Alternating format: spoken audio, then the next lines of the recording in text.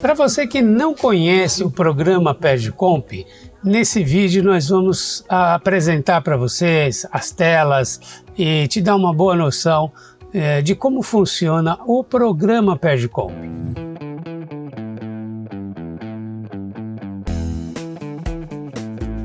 Na verdade, nós estamos falando da versão 6.9 do PerjComp, que está aí na tela. Então a primeira coisa que nós vamos fazer, novo, e aqui eu vou colocar, começando a colocar a data da criação, vou colocar a data de hoje, data em que estou gravando esse vídeo, 28 de agosto de 2020. CNPJ eu vou colocar um CNPJ de treinamento aqui, que não é uma empresa conhecida, é um CNPJ genérico, digamos assim. Aí eu coloco aqui o tipo a qualificação do meu contribuinte, ó, ele pode ser uma empresa financeira, sociedade cooperativa de trabalho e tal. Em regra, você vai optar por outra qualificação, porque em regra você vai ver que você não se enquadra nessas opções. Ó, tem órgãos públicos, mas enfim, normalmente a gente vai colocar outra qualificação. Tipo de documento, aqui começa algo importante. Você tem que definir o tipo correto do documento que você quer. Porque se eu, digamos, coloco aqui que é um pedido de ressarcimento e lá no meio da minha alimentação do sistema eu descubro que não, é um pedido de restituição, perdi tudo que eu digitei. Por quê? Porque eu vou ter que inutilizar o documento, porque uma vez que eu escolho o tipo de documento, eu não posso alterar mais. Então, digamos que eu vá fazer um pedido de reembolso. Aí, eu tenho tipo de crédito, salário, família e maternidade. Eu só tenho essa opção. Para pedido de reembolso, só existe essa situação, certo? Eu estou fazendo um reembolso, eu quero de volta o meu dinheiro na minha conta corrente e, portanto, só cabe para salário família. Se eu tivesse colocado aqui, por exemplo, na declaração de compensação, eu teria aqui, ó, mais opções para escolher. Se eu tivesse colocado aqui um pedido de restituição, também, ó, eu tenho essas opções todas. Então, veja, vamos continuar aqui. Pedido de reembolso, ele só tem a opção salário, família, maternidade. Aí ele me abre toda essa tela aqui. Aí ele vai perguntar quem é o estabelecimento detentor do crédito. Então veja, eu estou falando de pedido de reembolso. E o que é isso? Nós vimos na live de hoje o que é o pedido de reembolso. É aquele pedido que a gente faz quando você tem créditos de salário maternidade, quer dizer, créditos de dedução que você não conseguiu utilizar e que agora você está querendo de volta através de um reembolso, através de um depósito na sua conta corrente. Então você vai dizer quem é o detentor do crédito, digamos que seja a mesma filial, a filial 1, competência, vamos colocar aqui, sei lá, janeiro de 2018. Janeiro de 2018, ok. Ele diz que tem no banco de dados essas informações porque eu já usei esse CNPJ. Aí eu digo, tá bom, então me traga os dados cadastrais que eu já digitei anteriormente. Olha que curioso, ele fala assim, a data da criação que eu coloquei aqui, que é 28/8, será transportada como data de transmissão do documento para a ficha de dados iniciais. Deverá ser alterada se você não transmitir hoje. Então, por exemplo, se eu transmitir ainda hoje esse pedido de reembolso, tudo bem, eu não preciso alterar nada. Mas se eu não terminei, ainda ficou dados a digitar, eu vou terminar amanhã, dia 29. Então eu vou ter que trocar a data, porque ele vai dar erro na transmissão se a data da criação não for a data da transmissão. Aí eu tenho que alterar a data. Bom, está aqui, ó, ele recuperou os dados que eu informei sobre esse CNPJ genérico, que eu já venho utilizando como exemplos e tal, esse número, e aqui ele dá um resuminho do que eu informei. E agora ele quer o quê? Os dados bancários. Por que ele quer os dados bancários? Porque eu estou pedindo um reembolso. A Receita vai depositar esse dinheiro em alguma conta. Então eu escrevo aqui, por exemplo, conta corrente. Eu vou colocar esta conta aqui. Ó, eu coloquei 341, ele falou, é Banco Itaú, confirma? Opa, é isso mesmo. Se eu colocasse 001, ele ia falar assim, é Banco do Brasil, confirma? E assim por diante. Aí tem o número da conta. Repare que tem aqui que colocar o dígito verificador. Se eu colocar incorreto, vamos colocar incorreto, ver o que acontece. Não aconteceu nada. Então ele não checa. Eu achei que ele iria checar, porque esse número está errado, esse verificador. Bom, talvez ele verifique nas pendências. Vou deixar errado aqui, que esse não é o dígito verificador correto. Vou ver se ele critica lá no final. Aí eu coloco dados dos responsáveis. Eu já tinha alimentado aqui os dados dos responsáveis em outra ocasião. Aí ele recuperou. Esses dados dos responsáveis, eles têm que ser idênticos aos que estão lá na base da Receita, ok? Dados do responsável do preenchimento. Você coloca o nome, coloca o CNPJ, basta nome e CPF aqui, basta nome e CPF, pronto, não precisa preencher todos os dados não, que ele não exige. Aí eu vou finalmente para o menu de créditos. Aqui, ó, veja, o que nós temos nessa primeira página, aqui, ó, eu clicando aqui, eu venho para a primeira página, ele já vem naturalmente. Aqui eu já tenho a informação final do meu pedido. Ué, como assim? Eu não digitei nada, já veio o final? Sim, inclusive vê que está tudo zerado aqui, ó. Esses dados serão preenchidos nas próximas fichas e eles serão transportados para cá. Então, repare que está tudo zerado aqui. Quando a gente voltar, terminar de preencher, você vai ver que esses dados aqui, eles serão diferentes do que estão aqui agora. Você vai dizer, mágica? Não, é porque você mesmo vai alimentar nas próximas fichas.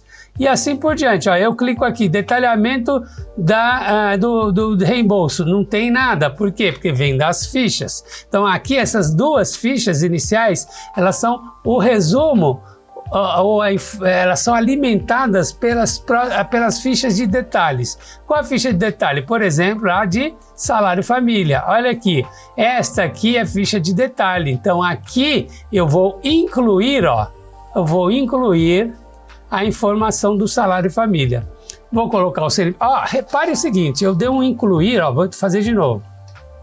Eu cliquei em incluir, ele me abre alguns campos, mas esse campo ele não abre. Janeiro de 2018 é a competência que eu estou trabalhando. Então veja, aqui só cabe informações de janeiro de 2018. Então ele trava, eu não posso mexer nisso aqui, ó, tá vendo? Ele tá todo cinza, eu não posso mexer, ou seja, eu vou fazer um pad comp para cada competência. Se eu tiver que informar dados de outra competência, eu vou para outro pad comp. Aí eu vou botar o mesmo CNPJ. E aí eu vou ter que informar o PIS/PASEP do trabalhador que está recebendo esse salário família. Então eu vou pegar aqui um número que eu já tenho aqui que vai funcionar. Só um minuto que eu vou pegar esse número aqui. Um número de exemplo, porque tem que bater o dígito verificador. Aqui eu tenho certeza que tem. Pronto, esse segurado é o seu José das Couves. Pronto. Valor da remuneração dele, digamos que ele ganhe R$1.000 e que ele tenha 2 filhos. 2 filhos. E aí que o valor do salário de família total que ele recebeu é de R$80. R$80. Ok. Ó, olha que legal. Eu chutei esse valor. Eu disse que poderia ser R$80. tá? Mas o limite calculado pelo programa é 63,42, então não é 80, eu errei aqui. Vamos dizer que seja 60. Ok? Mas aí, enfim, eu não vou entrar no mérito dos números, tá? Dos limites, porque nós estamos aqui, por exemplo, em 2018, ele vai para a tabela de 2018, mas para simplificar, vamos direto ao ponto. Ó, então, eu dei a informação aqui. Então, veja, eu informei que o seu José das Couves tem 2 filhos, tá? E na competência, janeiro de 2018. Ora, se ele tem 2 filhos, então vamos informar quem são. Então, nós temos aqui o Josézinho, que nasceu, digamos, vamos ver quando ele nasceu. Vamos dizer que ele nasceu em 1º de junho de, vamos ver, de 2000, vai, não, 2000, tá bom. Ele é dependente inválido ou ele é simplesmente um menor? Eu vou dizer que ele não é dependente inválido, tá? Ele não tem nenhum problema. Ele é um garoto de 10 anos e, portanto, não, 20 anos? Ih, eu fiz uma bobagem aqui. Se ele tem 20 anos, né? 2000 para 2020 são 20 anos. Se ele tem 20 anos, então não dá para a gente pagar salário família para ele. Se eu colocar que ele não é dependente, vai gerar pendência. Então eu coloco que ele é dependente, porque aí sim, se ele é dependente, ele mesmo depois... aliás, eu estou falando 20 anos. Não, 20... exatamente. Porque o limite são 14 anos. Então, com 20 anos, ele só estaria recebendo se ele fosse dependente. Então, eu vou deixar como inválido, sim. Aí ele vai para o próximo filho, Mariazinha. Mariazinha nasceu em 1º de agosto de 2015. E ela não precisa ser inválida para receber. Então ela é dependente válida, supondo que não. Então já cadastrei os meus 2 filhos. Então bateu com a cota que eu informei. Eu informei que tinha 2 e cadastrei os 2. Salário maternidade. Ó, eu vou incluir. Ó, você viu que ele travou em janeiro. Eu vou incluir os dados de salário maternidade. Vou colocar um PIS genérico. Vou usar o mesmo aqui, só porque eu não tenho outro. Nome da segurada,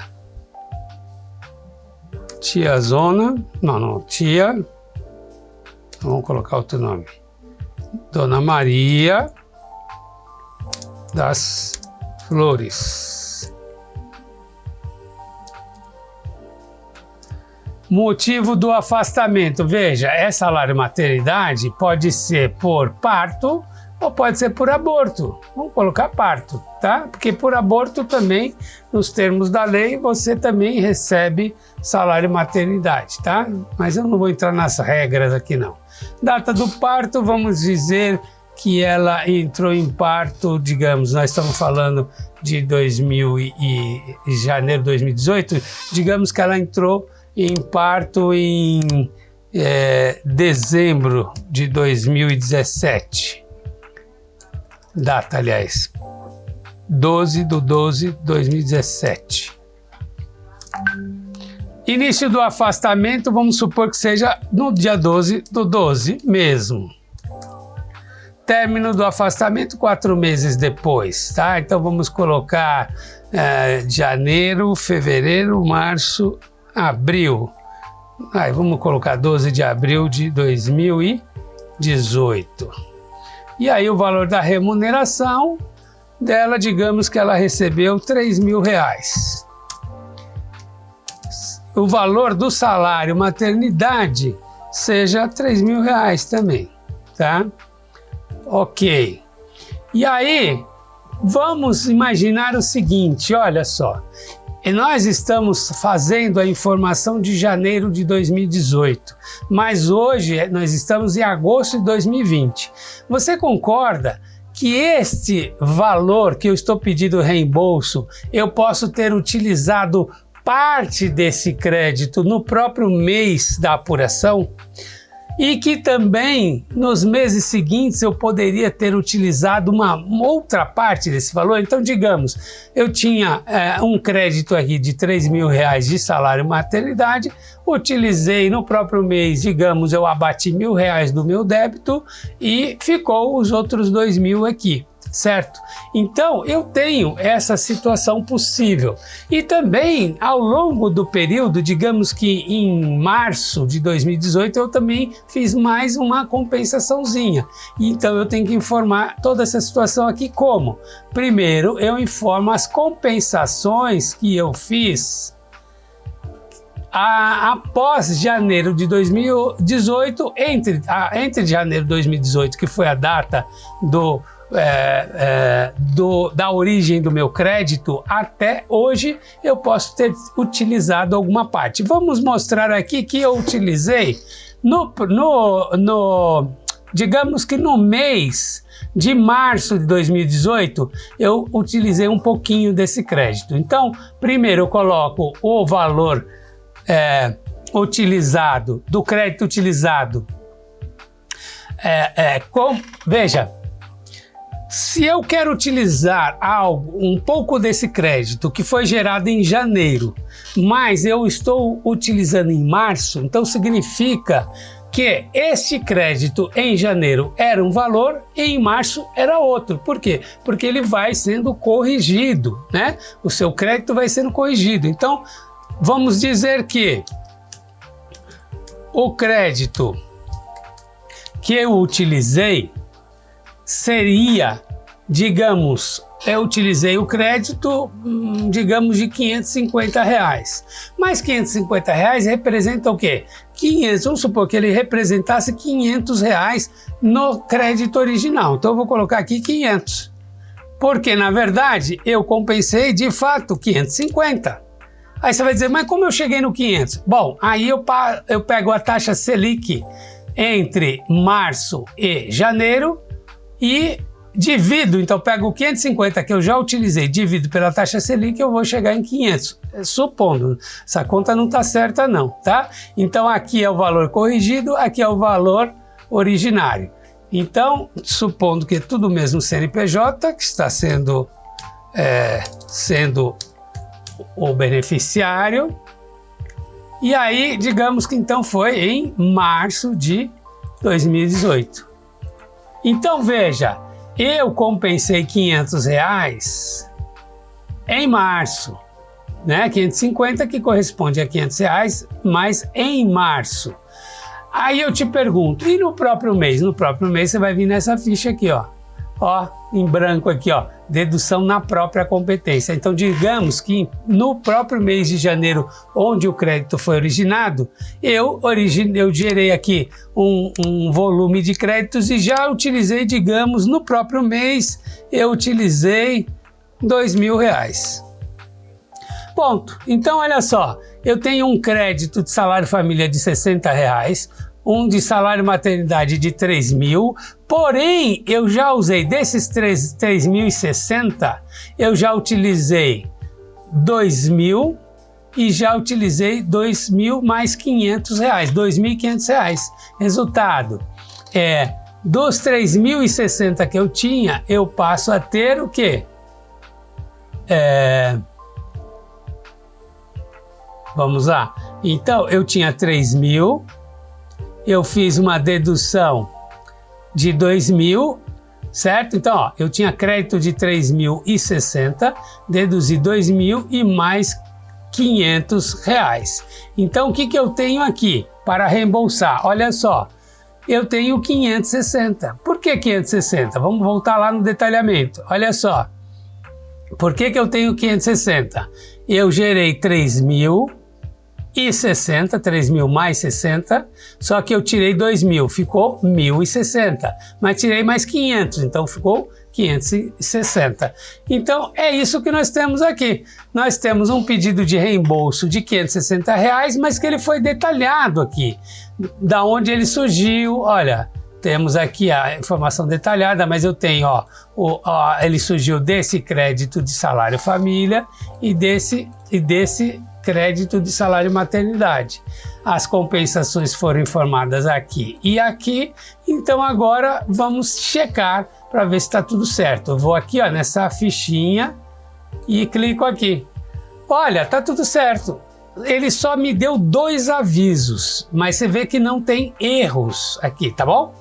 Então veja, esses avisos ele vai dizer o seguinte, filho ou equiparado com mais de 14 anos na competência do crédito, nos termos da legislação vigente, o pagamento de cota família nessa hipótese só é admitida no caso de invalidez. Lembra, a pessoa tinha 20 anos aqui, do dependente maior que 14. Então, olha, aqui ele explica direitinho para você que ele te dá esse aviso, você tem que comprovar que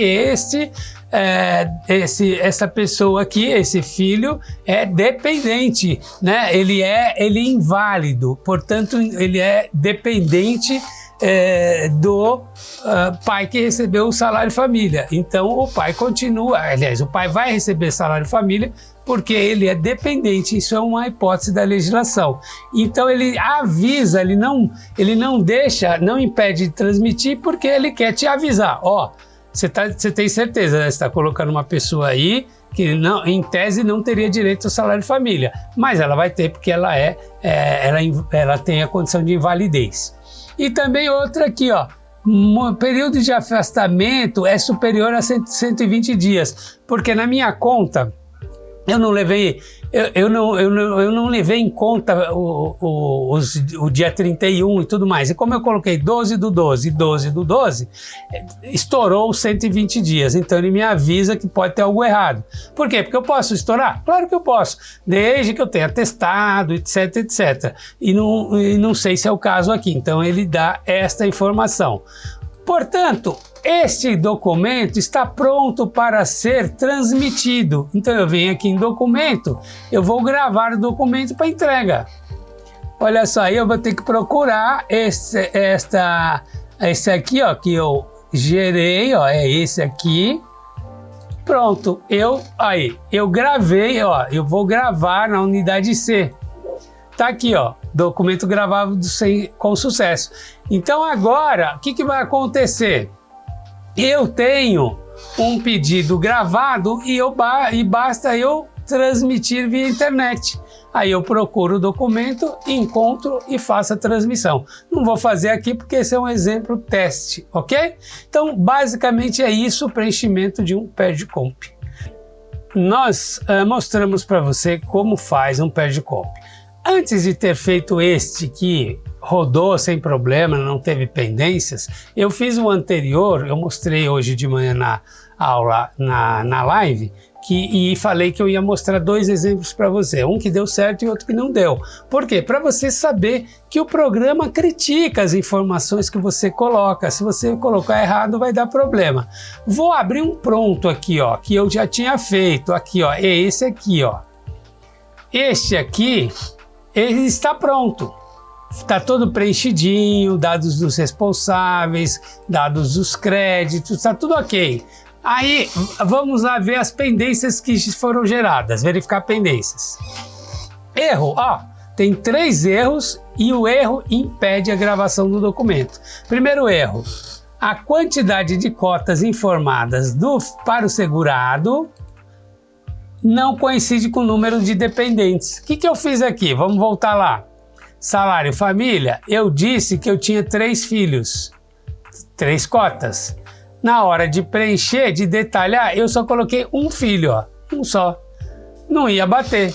Olha, se você diz que você tem 3 cotas, por que você não informou os 3 filhos? Então é um problema isso, tem que ser resolvido, sanado, antes de transmitir o documento. Segundo erro, não é permitido o pagamento de cota de salário família ou equiparado que apresenta mais de 14 anos na competência do crédito. Opa, como assim? Eu informei, olha só, que ele nasceu em 1º de janeiro de 1900. Olha só que filho velho isso aí, né? Então o que acontece? Quando eu informei que ele é velho e disse que ele não é dependente, então isso passou a ser um erro. Por quê? Porque se ele não é dependente, você não pode pleitear a cota de salário família, ok? O reembolso do salário família. Por quê? Porque ele não tem menos 14 anos, certo? Vamos ver se tem mais algum erro. Terceiro erro. Período de afastamento da segurada é superior a 148 dias. Vamos ver? É que aqui no salário maternidade, aqui, eu coloquei que o início de afastamento foi 1º de janeiro de 2020 e o término de afastamento da beneficiária foi 1º de agosto. 1º de agosto para 1º de julho tem muito mais do que 120 dias, tá certo? Houve um erro. Então verifique que estes erros, eles têm que ser sanados, sob pena de você não conseguir transmitir o pedido de reembolso, ok? Então era isso que nós tínhamos para falar. Se você gostou, curta o nosso vídeo para que ele possa ser apresentado por o maior número possível de pessoas. E se você não é inscrito no canal, por favor, se inscreva para que a gente possa ali levar novos vídeos com esse conteúdo ou outro que você venha a nos ajudar a escolher, ok? Então é isso aí, até a próxima.